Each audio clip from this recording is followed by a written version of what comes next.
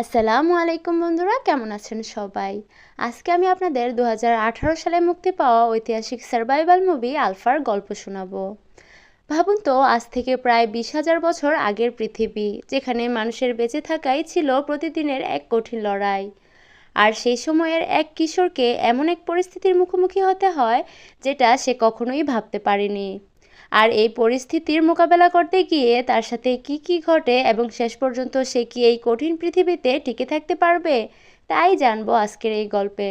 তো চলুন আর দেরি না করে শুরু করা যাক আজকের এক্সপ্লেনেশন। গল্পের শুরুতেই আমাদের দেখানো হয় 20,000 বছর আগের ইউরোপের দৃশ্য। তখন পৃথিবী আজকের মতো এত আধুনিক ছিল না। মানুষের জীবন ছিল সম্পূর্ণ প্রকৃতি নির্ভর। বেঁচে থাকার জন্য তাদের প্রতিদিনই লড়াই করতে হতো, আর খাবারের প্রধান উৎসই ছিল শিকার। ঠিক এমনই এক সময়ে একদল শিকারী মাটিতে শুয়ে ধীরে ধীরে এগিয়ে যাচ্ছে শিকারের উদ্দেশ্যে। তাদের সামনে রয়েছে বিশাল একদল বন্য বাইসন। হঠাৎ দলের সর্দার সবাইকে এগিয়ে যাওয়ার নির্দেশ দেয়। সঙ্গে সঙ্গে সবাই চিৎকার করতে করতে বাইসনের দিকে দৌড়ে যায়। বাইসনগুলো তাদের দেখে ভয় পেয়ে ছুটতে শুরু করে। তখন শিকারীরা তাদের হাতে থাকা বর্শা দিয়ে বাইসনগুলোর দিকে ছুঁড়ে মারে। ভয়ে বাইসনগুলো আরও দ্রুত পিছনের দিকে ছুটতে থাকে, কিন্তু তারা জানতো না সামনে তাদের জন্য অপেক্ষা করছে এর চেয়েও বড় একটি বিপদ, একটি বিশাল খাদ। একের পর এক বাইসন সেই খাদের মধ্যে পড়ে যেতে থাকে। কিন্তু এর মধ্যেই কয়েকটি বাইসন হঠাৎ আবার ঘুরে শিকারীদের দিকেই ছুটে আসে। সবাই কোনোভাবে সরে যেতে পারলেও একটি তরুণ কিশোর তাদের সামনে থেকে সরে যাওয়ার সুযোগ পায় না। একটি বিশাল বাইসন তার শিং দিয়ে সেই ছেলেটিকে তুলে ছুঁড়ে মারে। কিন্তু সেখানেই শেষ নয়। বাইসনটি ছেলেটিকে আবারও শিং দিয়ে আঘাত করে তাকে নিয়ে ছুটতে থাকে। ছেলেটির বাবা দূর থেকে এই দৃশ্য দেখে সঙ্গে সঙ্গে ছুটে আসে। সে বর্শা দিয়ে বাইসনটিকে আঘাত করে থামানোর চেষ্টা করে, কিন্তু ততক্ষণে অনেক দেরি হয়ে গেছে। বাইসনটি সেই ছেলেটিকে সেই বড় খাদটিতে ছুঁড়ে ফেলে দেয়। এরপর ওই দৃশ্য পরিবর্তিত হয়ে আমাদের নিয়ে যাওয়া হয় 1 সপ্তাহ আগের ঘটনায়, অর্থাৎ অতীতের কাহিনীতে। তখনও শিকারী দলটি তাদের যাত্রা শুরু করেনি। শিকারে যাওয়ার আগে দলের তরুণ ছেলেদের বিভিন্নভাবে পরীক্ষা করা হচ্ছিল, কারণ এই কঠিন জীবনে টিকে থাকতে হলে শুধু শারীরিক শক্তি থাকলেই হবে না, দরকার নানা কৌশলও। দলের সর্দার তাও কয়েকজন তরুণকে পাথর দিয়ে অস্ত্র তৈরি করতে বলে। এরপর তাদের তৈরি করা অস্ত্র পরীক্ষা করে দেখে, আর শেষ পর্যন্ত 2জনকে এই পরীক্ষায় উত্তীর্ণ করা হয়। তাদের মধ্যে একজন ছিল তাওয়ের ছেলে ক্যাডা। তাও সেখানে থাকা অন্য ছেলেদের ক্যাডা এবং তার সঙ্গে উত্তীর্ণ হওয়া অন্য ছেলেটিকে মারধর করার নির্দেশ দেয়। এই মারধর দুজনের শুধু শক্তি যাচাই করার জন্য নয়, তাদের ধৈর্য, সাহস এবং ব্যথা সহ্য করার ক্ষমতা বাড়ানোরও একটি পরীক্ষা। এক পর্যায়ে তাও তাদের থামিয়ে দেয়। এরপর সে ক্যাডাকে নিজের কাছে টেনে নিয়ে জানায় এবার ক্যাডাও তাদের সঙ্গে শিকারে যাওয়ার জন্য প্রস্তুত, এবং এতে করে তাও অনেক খুশি ছিল। খুব শীঘ্রই শুরু হতে যাচ্ছে প্রচণ্ড শীতের সময়। তুষারে পুরো এলাকা ঢেকে যাওয়ার আগেই তাদের প্রচুর শিকার করতে হবে, যাতে দীর্ঘ শীতকাল পার করার মতো খাবার সংগ্রহ করা যায়। এদিকে রাতে তাওয়ের স্ত্রী চিন্তিত হয়ে তাওকে বলছিল তাদের ছেলে এখনো অনেক ছোট, এত কঠিন শিকার আর প্রতিকূল পরিবেশে সে কিভাবে টিকে থাকবে। কিন্তু ক্যাডার উপর তাওয়ের পুরোপুরি বিশ্বাস ছিল। সে জানায় সে নিশ্চয়ই পারবে। সে যে কতটা সাহসী হয়তো সে নিজেও জানে না। দেখবে সে ধীরে ধীরে সব শিখে যাবে। অন্য ঘরে তখন ক্যাডা চুপচাপ তার বাবা মায়ের এই কথাগুলোই শুনছিল। পরদিন সকালে শিকারের উদ্দেশ্যে রওনা হওয়ার সময় হয়ে যায়। সবাই তাদের আপনজনদের কাছ থেকে বিদায় নিতে থাকে। ক্যাডার মা ছেলেকে কাছে টেনে নিয়ে আদর করে এবং সাবধানে থাকতে বলে। এরপর ক্যাডা তার বাবার সঙ্গে শিকারী দলের পথেই বেরিয়ে পড়ে। শিকারের উদ্দেশ্যে বের হওয়ার পর তাদের পথ ছিল অনেক দীর্ঘ। হাঁটতে হাঁটতে একসময় রাত হয়ে যায়। তাও কাঠের মধ্যে লাঠি ঘষে আগুন জ্বালিয়ে নেয়। এরপর সে ক্যাডাকে একইভাবে আগুন জ্বালাতে বলে। ক্যাডা চেষ্টা করেও আগুন জ্বালাতে পারছিল না, কারণ একটু চেষ্টা করার পরই সে বিরক্ত হয়ে যাচ্ছিল। তখন তাও তাকে বুঝিয়ে বলে এই কঠিন পরিবেশে টিকে থাকতে হলে আগুন জ্বালানো শেখা খুবই গুরুত্বপূর্ণ, কারণ আগুনই তাদের ঠান্ডা থেকে বাঁচাবে এবং রাতের অন্ধকারে হিংস্র প্রাণীদের থেকেও নিরাপদে রাখবে। পরদিন সকালে তারা আবারও শিকারের উদ্দেশ্যে পথ চলতে শুরু করে। কিছু দূর যাওয়ার পর তারা সামনে আরও একটি শিকারী দল দেখতে পায়। সে দলের সর্দার ছিল তাওয়েরই পুরনো বন্ধু। দুই বন্ধু একে অপরকে দেখে খুশি হয়। এরপর তাও তার ছেলে ক্যাডাকে বন্ধুর সঙ্গে পরিচয় করিয়ে দেয়। ক্যাডাকে দেখে তাওয়ের বন্ধু তাকে বলে ছেলেকে নিয়ে তুমি নিশ্চয়ই গর্বিত। এরপর সে জানায় তার নিজের ছেলে আর কখনোই তার সঙ্গে শিকারে যেতে পারবে না, কারণ সে মারা গেছে। কথাবার্তা শেষ করে এরপর দুই শিকারী দল একসঙ্গে শিকারের উদ্দেশ্যে সামনে এগিয়ে যেতে থাকে। পথে তারা একটি বিশাল পাথরের স্তম্ভ দেখতে পায়, সেখানে একটি হাতের ছাপ আঁকা ছিল। তাও কেডাকে জানায় এটি তাদের পূর্বপুরুষদের রেখে যাওয়া একটি দিক নির্দেশনা। পথের মাঝে এমন পাথরের স্তম্ভ দেখলে তারা বুঝতে পারে কোন দিকে যেতে হবে। সেই চিহ্নগুলো অনুসরণ করে তারা বহু প্রজন্ম ধরে নিজেদের গন্তব্যের পথ খুঁজে আসছে। এরপর তারা সেই পাথরের দিক নির্দেশনা অনুসরণ করে আবারও সামনে এগিয়ে যেতে থাকে। কিছু দূর যাওয়ার পর শিকারী দলটি একটি বুনো শূকর শিকার করে। তাও কেডাকে সেই শূকরটি জবাই করতে বলে, কিন্তু কেডা চেষ্টা করেও প্রাণীটিকে হত্যা করতে পারে না, কারণ কেদার মনটা ছিল খুবই নরম। শেষ পর্যন্ত তাও নিজেই শূকরটিকে হত্যা করে। এরপর সেই কেডাকে জানায় শিকার করতে না জানলে এই কঠিন পৃথিবীতে টিকে থাকা খুবই কঠিন, কারণ এখানে বেঁচে থাকার জন্য শুধু ভালো মানুষ হলেই হবে না, প্রয়োজনে নিজের জীবন বাঁচানোর জন্য লড়াই করতে জানতে হবে। এরপর রাত হয়ে গেলে সবাই একটি জায়গায় আগুন জ্বালিয়ে বসে সেই শিকার করা শূকরের মাংস খেতে থাকে। হঠাৎ তারা আশেপাশে কোনো একটা প্রাণীর উপস্থিতি টের পায়। সবাই সঙ্গে সঙ্গে সতর্ক হয়ে যায়, চারপাশে ভালোভাবে তাকাতে থাকে, কিন্তু অন্ধকারের মধ্যে কিছুই দেখা যাচ্ছিল না। কেউ কিছু বুঝে ওঠার আগেই হঠাৎ অন্ধকারের মধ্যে থেকে একটি সিংহ কেদার সঙ্গে উত্তীর্ণ হওয়া সেই তরুণ ছেলেটিকে কামড় দিয়ে অন্ধকারেই নিয়ে যায়। সেই অন্ধকার থেকে কিছুক্ষণ সেই ছেলেটির চিৎকার ভেসে ওঠে, তারপর সবকিছুই আবার নিস্তব্ধ হয়ে যায়। তারা সবাই বুঝতে পারে ছেলেটি আর বেঁচে নেই। এই ঘটনায় কেডা খুব ভয় পেয়ে যায়। এত কাছ থেকে প্রথমবার সে বুঝতে পারে এই পৃথিবীতে মৃত্যু কতটা নির্মম হতে পারে। পরদিন সকালে সবাই সেই মৃত তরুণের স্মরণে পাথর দিয়ে একটি ছোট স্মৃতিচিহ্ন তৈরি করে। এটা ছিল তাদের প্রিয়জনকে স্মরণ করে রাখার একটি প্রথা। সেই পাথরের স্তম্ভ দেখে পরবর্তীতে মানুষ বুঝতে পারত যে এই জায়গায় তাদের দলের একজনের মৃত্যু হয়েছিল। এরপর শিকারী দলটি আবারও তাদের যাত্রা শুরু করে। পথ চলতে চলতে আবারও রাত হয়ে যায়, তাই এবার তারা একটি গুহার মধ্যে আশ্রয় নেয়।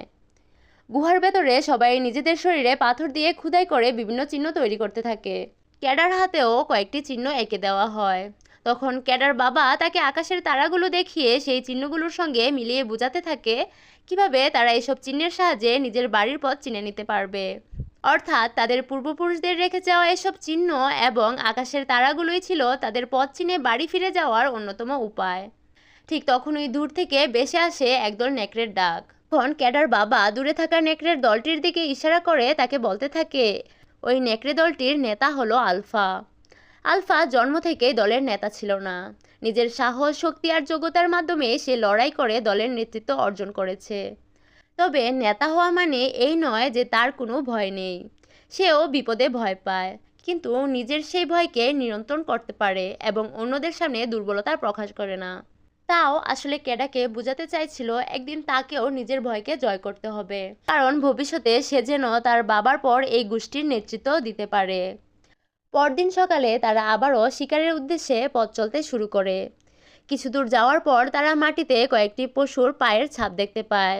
শুধু তাই নয়, সেখানে কিছুক্ষণ আগেই করা পশুর মলও পড়েছিল, যা দেখে তাও বুঝতে পারে যে পশুগুলো খুব বেশিক্ষণ আগে এখান দিয়ে যায়নি। এরপর শিকারী দলটি তাদের শিকারের আরও কাছে চলে যায়। সবাই মুখে কাদা মেখে মাটির সঙ্গে শুয়ে লুকিয়ে লুকিয়ে এগিয়ে যেতে থাকে, যাতে বাইসনগুলো তাদের উপস্থিতি টের না পায়। আর এখানেই আমরা আবার সেই বর্তমানের দৃশ্যে ফিরে আসি, যেখান থেকে মুভির শুরু হয়েছিল। অর্থাৎ সেই ঘটনায় যেখানে তারা বাইসনগুলো শিকার করতে গিয়েছিল এবং একটি ছেলেকে একটা বিশাল বাইসন নিজের শিঙে করে তুলে সেই বিশাল খাতটিতে ছুঁড়ে ফেলে দিয়েছিল। আর সেই ছেলেটি ছিল তাওয়েরই ছেলে ক্যাডা। ক্যাডাকে সেই খাতটিতে ফেলে দিয়ে সেই বাইসনটি নিজেও সেই খাত থেকে পড়ে যায়। দলের সবাই ছুটে এসে দেখতে পায় ক্যাডা খাদের নিচে পড়েনি, সে কিনারার একটি পাথর ধরে ঝুলে আছে। তাও সঙ্গে সঙ্গে ছেলেকে বলে সে যেন কোনোভাবে পাথরটি না ছাড়ে। ক্যাডা প্রাণপণে পাথরটি ধরে থাকার চেষ্টা করলেও কিছুক্ষণ পর হঠাৎ সেই পাথরটি ভেঙে যায়। ক্যাডা নিচে আরও কয়েকটি পাথরের সঙ্গে ধাক্কা খেয়ে খাদের কিনারায় একটি পাথরের উপরই পড়ে থাকে। তাও ছেলেকে বাঁচানোর জন্য নিচে নামতে চাইলে দলের অন্যরা তাকে বাধা দেয়। তারা বলতে থাকে এই খাদ অনেক গভীর, সেখানে নামলে ক্যাডাকে তো বাঁচাতেই পারবে না, বরং তাও নিজেও মারা যেতে পারে। তাই তাকে ক্যাডাকে ছেড়ে ফিরে যাওয়ার জন্য বোঝানো হয়, কিন্তু একজন বাবা হিসেবে তাও কিছুতেই ছেলেকে সেখানে ফেলে যেতে পারছিল না। সে খাদের কিনারায় বসে বারবার ক্যাডার নাম ধরে ডাকতে থাকে। দলের বাকি সদস্যরা অন্য একটি পথ দিয়ে খাদের নিচে নেমে তাদের শিকার করা বাইসনগুলো সংগ্রহ করে। তাওয়ার বন্ধু তখন বলে তাদের বাড়ি ফিরে যেতে হবে, তাই সেই দলটি বাড়ির উদ্দেশ্যে চলে যায়। কিন্তু তাও তখনও খাদের কিনারায় বসে থাকে ক্যাডার জন্য। দিন পেরিয়ে রাত হয়, তারপর আবার সকাল হয়ে যায়, কিন্তু ক্যাডার কাছ থেকে কোনো সাড়া পাওয়া যায় না। শেষ পর্যন্ত সবাই ধরে নেয় ক্যাডা হয়তো আর বেঁচে নেই। তাই তারা ক্যাডার স্মরণে পাথর দিয়ে একটি স্মৃতিচিহ্ন তৈরি করে এবং তাওকে সঙ্গে নিয়ে সেখান থেকে চলে যেতে বাধ্য হয়। কিছুক্ষণ পর একটি শকুন ক্যাডাকে মৃত মনে করে একটি কামড় দেয়। এতে করে ক্যাডার জ্ঞান ফিরে আসে। চোখ খুলেই ক্যাডা শকুনটিকে ধরে দূরে ছুঁড়ে ফেলে দেয় এবং তার বাবাকে ডাকতে শুরু করে। এরপর সে বুঝতে পারে তাকে এখান থেকে নিজের চেষ্টায় বের হতে হবে। ক্যাডা ধীরে ধীরে খাদের দেয়াল বেয়ে উপরে ওঠার চেষ্টা করে, কিন্তু পাথরগুলো এতটাই খাড়া ছিল যে ঠিকমতো পা রাখার জায়গাও পাওয়া যাচ্ছিল না। এক পর্যায়ে সে পাথর ধরে ঝুলে থাকে। ঠিক তখনই শুরু হয় প্রচণ্ড বৃষ্টি। বৃষ্টির পানি ধীরে ধীরে খাদের নিচে জমতে থাকে। ক্যাডা বুঝতে পারে এখান থেকে বের হওয়ার এটাই হয়তো তার একমাত্র সুযোগ। তাই আর কোনো উপায় না দেখে সে নিচে জমে থাকা পানির দিকেই ঝাঁপ দেয়। এরপর বৃষ্টি থেমে গেলে ক্যাডার জ্ঞান ফিরে আসে। চোখ খুলে সে নিজেকে খাদের নিচে একটি কর্দমাক্ত জায়গায় দেখতে পায়। ক্যাডা তার পা নাড়াতে পারছিল না, তাই হামাগুড়ি দিয়ে প্রথমে একটু পানি খেয়ে নেয়। ক্যাডা তখন নিজের পায়ের জুতো খুলে দেখে তার একটি পা গুরুতর ভেঙে গেছে, কিন্তু সে জানে এখন থেমে থাকার কোনো সুযোগ নেই। তাই নিজের মতো করে পাথরের সাহায্যে পায়ের হাড়টা সোজা করার চেষ্টা করে। এরপর কয়েকটি লাঠি নিয়ে সেই পায়ের সঙ্গে শক্ত করে বেঁধে দেয়, যাতে পা নাড়াচাড়া না করে। এভাবে প্রচণ্ড কষ্ট নিয়ে ক্যাডা ধীরে ধীরে পাহাড়ের উপরের দিকে উঠে আসে এবং তার বাবাকে ডাকতে থাকে। কিছুক্ষণ পর ক্যাডার চোখ পড়ে সেখানে পাথরের স্মৃতিচিহ্নটির উপর। সেটা দেখে সে বুঝতে পারে তার বাবা এবং দলের সবাই তাকে মৃত মনে করে সেখান থেকে চলে গেছে। এই দৃশ্য দেখে ক্যাডা ভেঙে পড়ে। কান্না করতে করতে সে সেই পাথরের স্মৃতিচিহ্নটি ফেলে দিতে থাকে। ঠিক তখনই দূর থেকে ভেসে আসে একদল নেকড়ের ডাক। বিপদের আশঙ্কা করে ক্যাডা দ্রুত একটি ভাঙা পুরনো গাছের উপরে আশ্রয় নেয়। পরদিন সকালে ক্ষুধায় কাতর হয়ে ক্যাডা একটি ছোট জলাশয়ের কাছে গিয়ে সেখান থেকে কেঁচো আর পানি পান করে তার ক্ষুধা মেটানোর চেষ্টা করে। কিন্তু তখনই তার সামনে সেই নেকড়ের দলটি এসে হাজির হয়। নেকড়েগুলো ক্যাডাকে দেখেই তার দিকে ছুটে আসে। ভাঙা পানিয়ে ক্যাডা কোনোভাবে কষ্ট করে দৌড়ে আবার সেই পুরনো গাছটির উপর উঠে পড়তে সক্ষম হয়, কিন্তু একটি নেকড়ে তার পায়ে কামড় বসিয়ে দেয়। ক্যাডা তখন নিজের তৈরি করা পাথরের অস্ত্র দিয়ে নেকড়েটিকে আঘাত করে। আহত হয়ে নেকড়েটি নিচে পড়ে যায়। এদিকে বাকি নেকড়েগুলো কিছুক্ষণ সেখানে অপেক্ষা করলেও শেষ পর্যন্ত সেখান থেকে চলে যায়। পরদিন সকালে ক্যাডা নিচে তাকিয়ে দেখে আগের রাতের সেই আহত নেকড়েটি এখনো সেখানেই পড়ে আছে। ক্যাডা প্রথমে তাকে মেরে ফেলতে চায়, কিন্তু নেকড়েটিকে অসহায় অবস্থায় পড়ে থাকতে দেখে সে আর তাকে হত্যা করতে পারে না, বরং আহত নেকড়েটিকে দেখে তার মায়া হয়। তাই সে নেকড়েটির মুখ বেঁধে তাকে জলাশয়ের কাছে নিয়ে গিয়ে তার ক্ষতগুলো পানি দিয়ে পরিষ্কার করে দেয়। ঠিক তখন ওই দূর থেকে কিছু হায়নার শব্দ শুনতে পায় ক্যাডা। সে বুঝতে পারে এই আহত নেকড়েটি এখানে থাকলে হায়নারা তাকে মেরে ফেলতে পারে। তাই ক্যাডা নেকড়েটিকে কুলে তুলে নেয় এবং দূরে একটি গুহার মধ্যে আশ্রয় নেয়। এই গুহাটিতে কিছুদিন আগেও তারা আশ্রয় নিয়েছিল। সেদিন রাতে ক্যাডা অনেক চেষ্টা করেও কাঠ ঘষে আগুন চালাতে পারছিল না। পরদিন সকালে সে আশেপাশের গাছপালা দিয়ে নিজের পায়ের জন্য ওষুধ তৈরি করে ক্ষতস্থানে লাগায়। এদিকে পানি খাওয়ার সময় ক্যাডাকে দেখে আহত নেকড়েটি নিজের মুখের বাঁধন খুলে ফেলে। ক্যাডা তখন পাথরের পাত্রে করে তাকে পানি খেতে দেয়। এরপর কিছু পোকামাকড় সংগ্রহ করে নিজেও খায় এবং নেকড়েটিকেও খেতে দেয়। কিন্তু এগুলো খেয়ে তো আর বেশিক্ষণ চলা সম্ভব না। তাই ক্ষুধার তাড়নায় ক্যাডা একটি খরগোশ শিকার করে নিয়ে আসে। প্রাণীটিকে হত্যা করতে তার খুব কষ্ট হলেও বেঁচে থাকার জন্য তাকে শেষ পর্যন্ত সেটাই করতে হয়। সেদিন রাতে অনেক চেষ্টার পর ক্যাডা অবশেষে আগুন জ্বালাতে সক্ষম হয়। আগুনে খরগোশের মাংস পুড়িয়ে ক্যাডা নিজেও খায় এবং সেই নেকড়েটিকেও খেতে দেয়। রাতে বসে বসে ক্যাডা তারাদের দিকে তাকিয়ে সেই নেকড়েটির সঙ্গে কথা বলতে থাকে। সে বলে তার বাড়ির কথা খুব মনে পড়ছে, কিন্তু সে জানে না এত দূরের পথ পেরিয়ে সে আদৌ বাড়ি ফিরতে পারবে কিনা, কারণ সে তার বাবার মতো পথ চিনতে এত দক্ষ নয়। এরপর ক্যাডা তার হাতে থাকা তারার চিহ্নগুলো আকাশের তারার সঙ্গে মিলিয়ে দেখে। সে বলে প্রাথমিক তুষারপাত শুরু হওয়ার আগে তাকে যেভাবেই হোক বাড়ি ফিরতে হবে। পরদিন সকালে ক্যাডা বাড়ির উদ্দেশ্যে রওনা দেয়, কিন্তু আশ্চর্যের বিষয় আহত নেকড়েটিও তার পিছু নিতে শুরু করে। ক্যাডা বারবার তাকে নিজের দলের কাছে ফিরে যেতে বলে, এমনকি তাড়িয়ে দেওয়ার চেষ্টা করে, কিন্তু নেকড়েটি কিছুতেই তার পিছু ছাড়ছিল না। এক পর্যায়ে ক্যাডা তাকে একটি লাঠি ছুঁড়ে মারলে নেকড়েটি সেটি মুখে নিয়ে আবার ক্যাডার কাছে নিয়ে আসে এবং নেকড়েটির সামনেই কয়েকটি বুনো শূকর দেখতে পেয়ে দৌড়ে একটা শূকরের পিছু নিতে থাকে। ক্যাডাও শিকার করার চেষ্টা করে, কিন্তু শূকরের ধাক্কায় সে মাটিতে পড়ে যায়। ক্যাডা তখন নেকড়েটিকে বলে সে একটু হলে শিকারটা ধরতে পারত, কিন্তু পড়ে যাওয়ার কারণে সেটা আর সম্ভব হয়নি। এরপর ক্যাডা বুঝতে পারে নেকড়েটি আর তাকে ছেড়ে যাবে না, তাই শেষ পর্যন্ত সে তাকে নিজের সঙ্গী হিসেবে মেনে নেয় এবং তার নাম দেয় আলফা। এরপর থেকেই ক্যাডা আর আলফা একসঙ্গে পথ চলতে থাকে। পথে তারা আবারও একটি খরগোশ শিকার করে। রাতে আগুন জ্বালিয়ে দুজন মিলে সেই খাবার খায় এবং পাশাপাশি ঘুমিয়ে পড়ে। এভাবেই সময় কাটতে থাকে। পরদিন ক্যাডা আলফাকে নিয়ে একটি বড় নদীর কাছে যায়। দুজনে একসঙ্গে পানিতে নেমে গোসল করে আর আলফা সেখান থেকে মাছও শিকার করে। কিন্তু এরই মধ্যে পুরো এলাকা বরফে ঢেকে যেতে শুরু করে।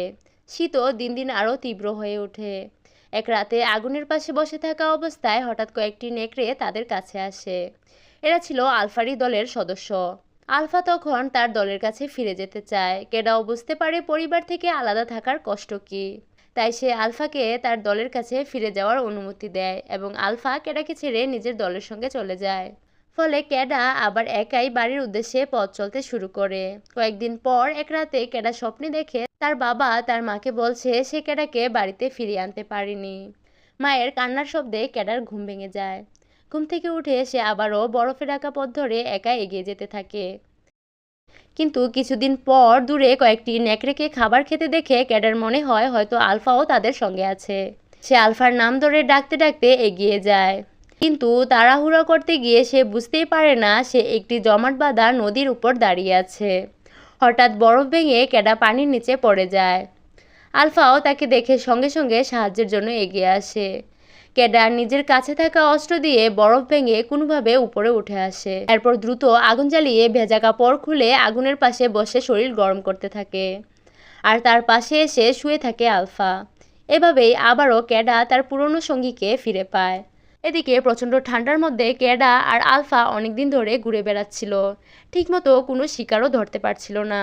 একদিন ক্যাডা দূরে একজন মানুষকে বসে থাকতে দেখে খুব খুশি হয়ে তার কাছে সাহায্যের জন্য ছুটে যায়, কিন্তু কাছে গিয়ে তাকে ধরে বুঝতে পারে লোকটি অনেক আগেই মারা গেছে।